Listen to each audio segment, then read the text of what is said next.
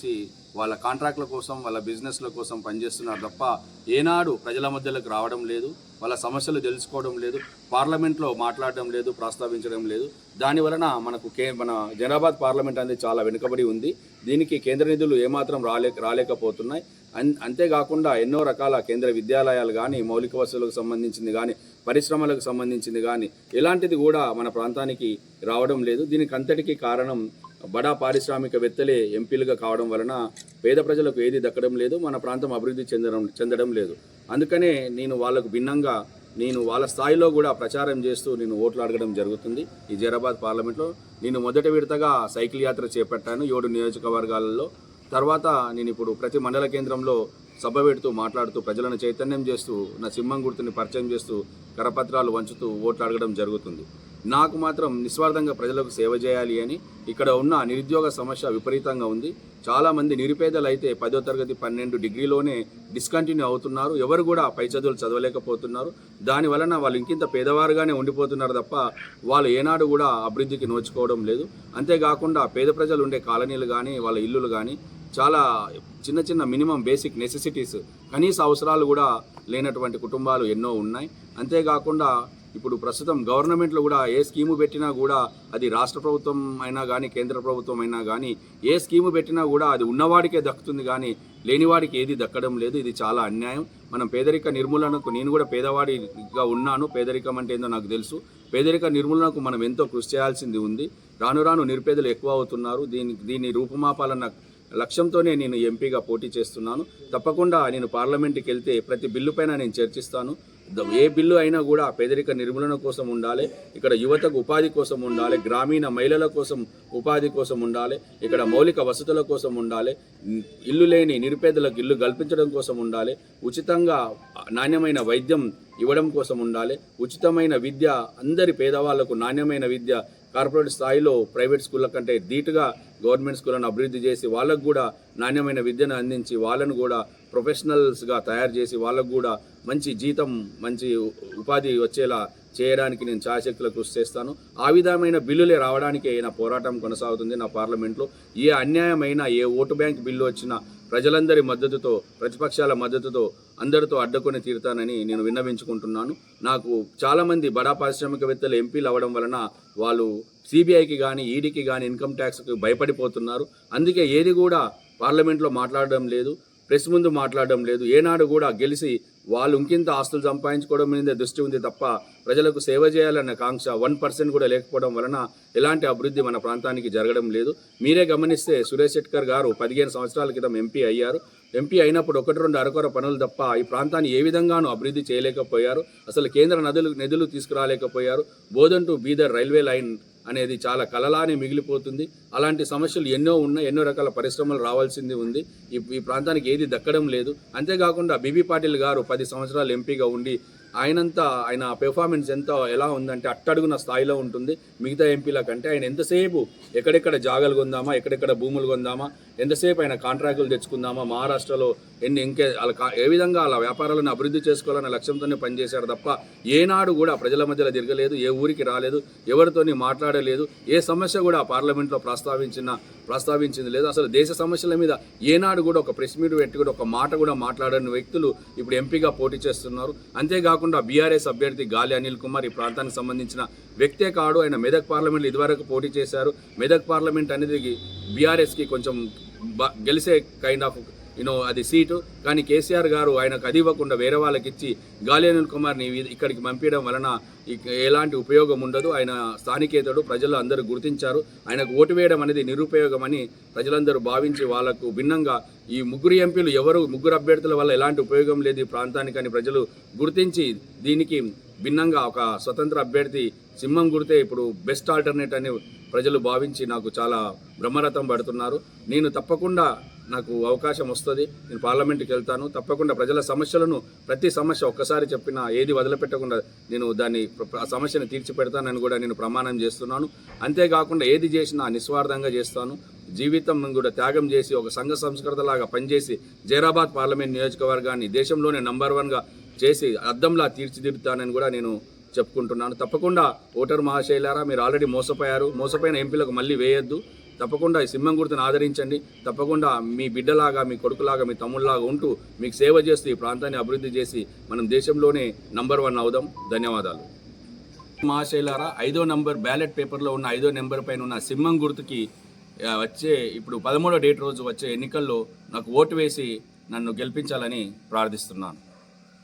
బయట ఓట్లు అడుగుతున్నాడు. జనాల్లో తీసుకుంటే రాముడి పేరిట తర్వాత మోదీకి ఓట్లు వేయని అంటున్నారు. దానిపైన మీ స్పందన?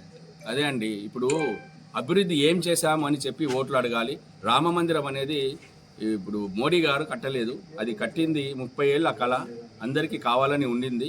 దానికి మన ఇంటి నుంచి రాయి పోయింది, మన నుంచి ఇటుక పోయింది, మన ఇంటి నుంచి విరాళాలు పోయినాయి. దాని మీద ఎన్నో రకాల కేసులు అయ్యి సుప్రీంకోర్టులో నాన్సి చివరికి దానికి ఒక టైం ఉంటుంది కదా, ఏ కేసు అయినా కూడా వెంటనే తెగదు. దాని వలన సరైన సాక్ష్యాలు వచ్చినప్పుడు సుప్రీంకోర్టులో తీర్పు వెలువడించడం వలనే రామజన్మభూమి ట్రస్ట్ ఉంది, దానికి సంబంధించిన ప్లాన్ ఉంది, అన్నీ ఉండడం వలనే దానికంతటి అదే రామజన్మభూమి అనేది కట్టడం జరిగింది. దీనిలో మోడీ పాత్ర శూన్యం. సుప్రీంకోర్టు తీర్పులో కేంద్ర ప్రభుత్వం జోక్యం ఉండదు.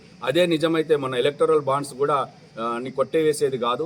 మీరు చూస్తే మోడీ తెచ్చిన ఎన్నో చట్టాలను సుప్రీంకోర్టు కొట్టేసింది. అంటే మీరే అర్థం చేసుకోవచ్చు, సుప్రీంకోర్టు తీర్పులో కేంద్ర ప్రభుత్వ ఇన్వాల్వ్మెంట్ ఏమాత్రం ఉండదు. అది దానికంతటా తీర్పు రావడం వలన అది కట్టడం అనేది సాధ్యమైంది. దాంట్లో ఇంకొక అన్యాయమైంది ఏమైందంటే, అద్వానీ గారు దీనికి 30 ఏళ్ళు జీవితాన్ని త్యాగం చేసి రామాలయం కోసం ఆయన కష్టపడ్డాడు. ఆ బీజేపీ పార్టీని కూడా 2 సీట్ల నుంచి ఎన్నో 100 సీట్ల వరకు ఆయన తీసుకొచ్చారు. కానీ ఆయన పేరు ఎక్కడ దక్కనీయకుండా మోడీ గారు కుట్ర చేశారు. భూమి పూజకు పిలవలేదు, మన ప్రారంభోత్సవానికి పిలవలేదు. ఇది చాలా అన్యాయం. రామరాజ్యం అని చెప్పుకునే వాళ్ళు ఎప్పుడైనా ఇలాంటి అధర్మ పనులు చేయొద్దు. ఆ క్రెడిట్ అంతా అద్వానీ గారికే దక్కాలి. దానికోసం కూడా నేను మాట్లాడడం జరుగుతుంది. అద్వానీ గారికి మన ప్రజలందరం కలిసి ఆ రామజన్మ భూమిలో ముఖ్యమైన క్రెడిట్ అనేది అద్వానీ గారికి దక్కాలి. అందులో మోడీ పాత్ర చాలా చాలా తక్కువ. 6 గ్యారెంటీలతోనే మాకు కాంగ్రెస్ పార్టీ వస్తుందని చెప్పి సురేష్ రెడ్డి గారు చెప్తున్నారు. కంపల్సరీ మేము 6 గ్యారెంటీలు అమలు చేస్తున్నాం. ఇప్పటికి 5 అమలు అయినాయి. ఇంకో మరో అధికారంలోకి రాగానే ఇంకో గ్యారెంటీ కూడా పూర్తి చేస్తాము. కంపల్సరీ మాకు ఓట్లు వేసి గెలిపించాలని వాళ్ళు వెళ్తున్నారు. అది పచ్చి అబద్ధం అండి. వాళ్ళు 100 రోజుల్లో 6 గ్యారెంటీలు అమలు చేస్తామన్నారు. దాంట్లో 1-2 చిన్న హామీలు మాత్రమే నెరవేర్చారు. ఒకటి ఏంటంటే 500 రూపాయల సిలిండర్ సబ్సిడీ, ఒకటి మహిళలకు ఉచిత బస్సు ప్రయాణం. ఉచిత బస్సు ప్రయాణం అనేది కిక్కిరిసిన బస్సులతో చాలా అవస్థలు పడుతున్నారు మహిళలు. అంతేకాకుండా 500 రూపాయల సబ్సిడీ సిలిండర్ కూడా సక్రమంగా అందరికీ దక్కడం లేదు. మీకు పెద్ద ఏవైతే ఉన్నాయో 2500 రూపాయలు ఒక ప్రతి మహిళకి ఇవ్వడం అనుకోండి, 5 లక్షల రూపాయల లోను కార్డు ఇవ్వడం అనుకోండి, 2 లక్షల రుణమాఫీ అనుకోండి, 15,000 రైతు భరోసా ప్రతి నెల ప్రతి ఎకరానికి ఇవ్వడం అనుకోండి, కౌలు రైతులకు 12,000 ఇవ్వడం అనుకోండి. ఇలాంటిది ఏది కూడా వాళ్ళు చేయలేకపోయారు. పెన్షన్ కూడా 4,000కి పెంచుతామన్నారు, అది కూడా పెంచలేకపోయారు. వరికి 500 బోనస్ ఇస్తామన్నారు, అది కూడా ఇవ్వలేదు. ఇవన్నీ ఆగస్టు 15 వరకు ఇస్తామంటున్నారు. అంటే అది కూడా దాంట్లో కూడా కుట్ర దాగి ఉంది. ఆగస్టు 15 వరకు స్థానిక సంస్థలు ఇవన్నీ ఎన్నికలు ముగించి తర్వాత ఆ డేట్ని అట్లా పొడిగిస్తూ పోతారు. వాళ్ళు ఏనాడు ఇది చాలా డబ్బుతో కూడుకున్న ఈ హామీలు, ఇది నెరవేర్చడం అనేది కాంగ్రెస్ ప్రభుత్వం చాలా కష్టసాధ్యం. ఇది కంపల్సరీ వాళ్ళు ఇవ్వలేరు. ఇచ్చేలా నేను కూడా ప్రజలలో ఉండి పోరాటం చేసి సాధ్యమైనంత హామీలు నెరవేర్చాల నా శాయశక్తులు కూడా కృషి చేస్తానని కూడా నేను విన్నవించుకుంటున్నాను. కేసీఆర్ ప్రభుత్వం కానీ అన్ని కానీ గతంలో మేమే రైతు బంధు కానీ రైతు బీమాలు కానీ అన్ని ఇచ్చినాము. కంపల్సరీ మీకు గెలిస్తే అధికారంలోకి వస్తుంది, మేము బాగుంటామని చెప్పి గాలి అనిల్ కుమార్ విస్తృత స్థాయి ప్రచారం చేస్తున్నారు. అదే అండి, గాలి అనిల్ కుమార్ వ్యాఖ్యలను ఏ విధంగా తీసుకోవచ్చు? ఇప్పుడు ఒకటి గమనించాలండి, రైతు బంధు ఇచ్చారు, రైతు బీమా ఇచ్చారు. ఎవరికి ఇచ్చారు? పొలం ఉన్న వాళ్ళకి ఇచ్చారు. అంటే 10,000 ఎకరాలు ఉన్న వాళ్ళకు రైతు బంధు ఎక్కువ వచ్చింది, ఎకరం ఉన్న వాళ్ళకు తక్కువ వచ్చింది. అసలు గుంట భూమి లేని కుటుంబాలు ఎన్నో ఉన్నాయి. వాళ్ళ పరిస్థితి ఏంటి? కౌలు రైతులు ఉంటారు, వాళ్ళ పరిస్థితి ఏంటి? నువ్వు వద్ద అకస్మాత్తుగా చనిపోతే అది గుర్తించాలి. అంతేకాకుండా అవి ఇవ్వడం ఓకే, మంచిదే, కానీ మిగతా వాళ్ళను నెగ్లెక్ట్ చేసి ఇవ్వడం అనేది అన్యాయం. అలాంటి అన్యాయమైన బిల్లులు కానీ ఎప్పుడైనా ఇలాంటి స్కీములు కానీ తేవద్దు అని నేను ఏ ప్రభుత్వాన్ని విన్నవించుకుంటున్నాను. అంతేకాకుండా కేసీఆర్ గారు డబుల్ బెడ్రూమ్ కట్టిస్తా అని 10 ఏళ్ళు ఊరించి వదిలేశాడు తప్ప ఒక్క డబుల్ బెడ్రూమ్ కూడా ఇవ్వలేకపోయారు. ఇది చాలా పెద్ద తప్పు.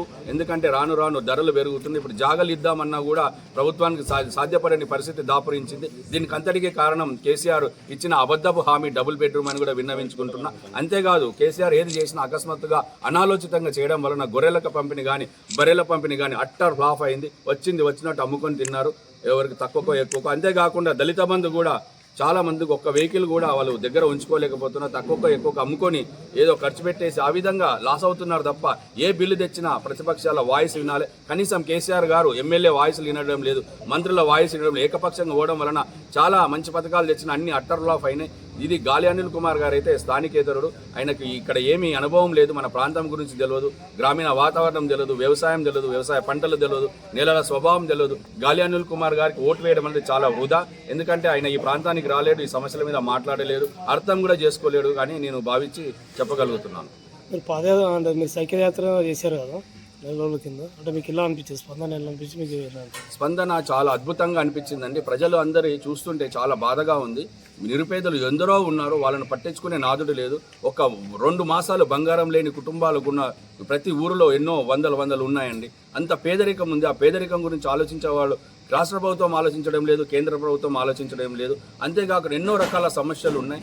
ఆ సమస్యలు వాళ్ళు చెప్పుకుంటే వాళ్ళందరూ పెన్షన్ మీద ఆధారపడి బతికే కుటుంబాలు తయారయ్యాయి. ప్రభుత్వం అంటే పెన్షన్లు ఇచ్చి ఏదో పూట గడవడం కోసం చేయకూడదు, వాళ్ళని ఆర్థికంగా వృద్ధిలోకి తీసుకురావాలి, వాళ్ళ పిల్లలకు డాక్టర్లను ఇంజనీర్లను చేయాలి.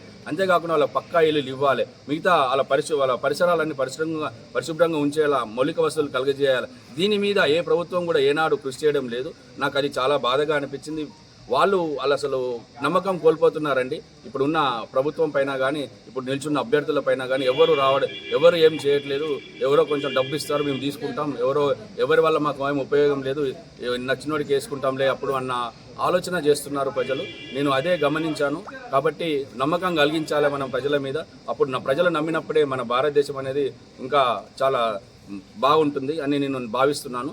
కాబట్టి ఓట్లకు అమ్ముడుపోకుండా ప్రజలారా, మీకు అన్యాయం జరిగింది. గత ప్రభుత్వాలు, అది కాంగ్రెస్ అనుకోండి, బీఆర్ఎస్ అనుకోండి, బీజేపీ అనుకోండి, పేద ప్రజలను ఎవరిని పట్టించుకోలేదు. కానీ మీరు నమ్మకం పోగొట్టుకోకండి. నేను వస్తున్నాను, తప్పకుండా ప్రతి సమస్యను తీర్చి పేదరిక నిర్మూలనకు నేను శాయశక్తిలో కృషి చేసి 5 ఏళ్లలోనే ఎంతో నేను అభివృద్ధి చేసి చూపిస్తానని మనవి చేస్తున్నాను.